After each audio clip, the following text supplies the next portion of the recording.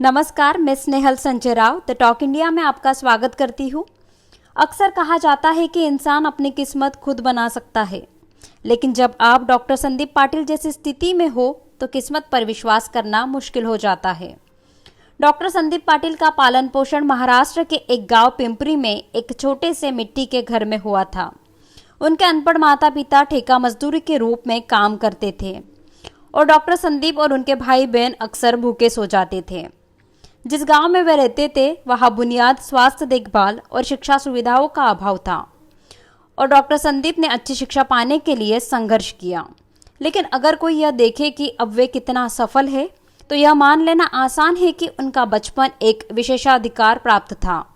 Doctor Sandeep Kanpur स्थित company ई-स्पिन nanotech के संस्थापक है, जो कैंसर निदान, ऑप्टिकल सेंसर, वायु निस्पंदन और अन्य उपयोगों के लिए नैनो फाइबर बनाती है। उनकी कंपनी सालाना 2 करोड़ रुपए से ज्यादा कमाती है, पर इस साल 10 करोड़ रुपए की कमाई की राह पर है। डॉक्टर संदीप पाटिल के जीवन का परिवर्तन बिंदु। डॉक्टर संदीप एक ऐसे गांव से थे जहां 75% लोग आदिवासी थे। इसलिए जब उनके चाचा उन्हें पास के गांव धांधरा ले गए तो इससे उन्हें अपने पुराने जीवन से अलग होने और एक स्कूल में शामिल होने का मौका मिला। धांधरा की साक्षरता दर उच्च थी और यहाँ के अधिकांश बच्चे स्कूल जाते थे। डॉक्टर संदीप गांव में टीवी और डीजल इंजन के यांत्रिक मरम्मत कार्य को देखकर उत्साहित हो जाते थे। स्कूल से ग्रेजुएशन तक पढ़ाई करने के बाद डॉक्टर संदीप पिंपरी लौट आए। उन्होंने पढ़ाई जारी रखी, लेकिन अपनी मां की भी मदद की। उन्होंने गांव में एक छोटी सी दुकान शुरू की थी। सबसे बड़ा बेटा होने के नाते उन्हें कुछ जिम्मेदारियां उठानी पड़ी। सुबह स्कूल में, शाम दुकान में और रातें किताबों के बीच बिताते थे। वे वरिष्ठ माध्यमिक शिक्षा पूरी करने के लिए धांधरा लौट आए और उसके बाद उन्होंने बीटेक कॉलेज ज्वाइन किया।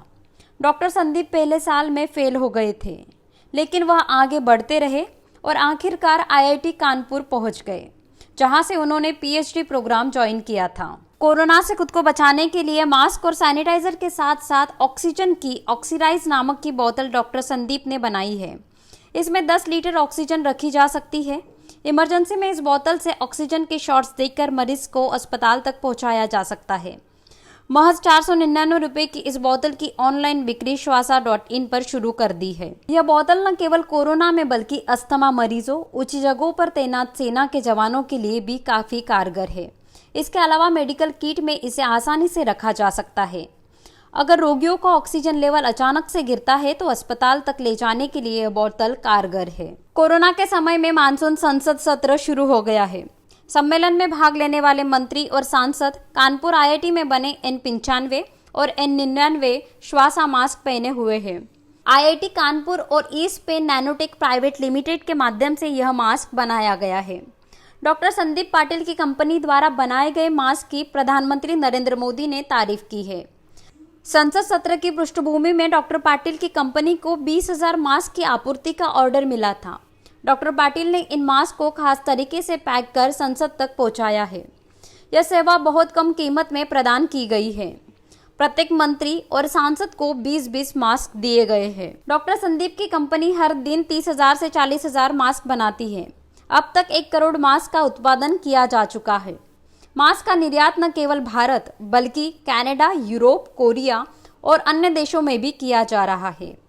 आज के लिए बस इतना ही। हमसे जुड़े रहने के लिए द टॉक इंडिया चैनल को सब्सक्राइब करना ना भूलें। धन्यवाद।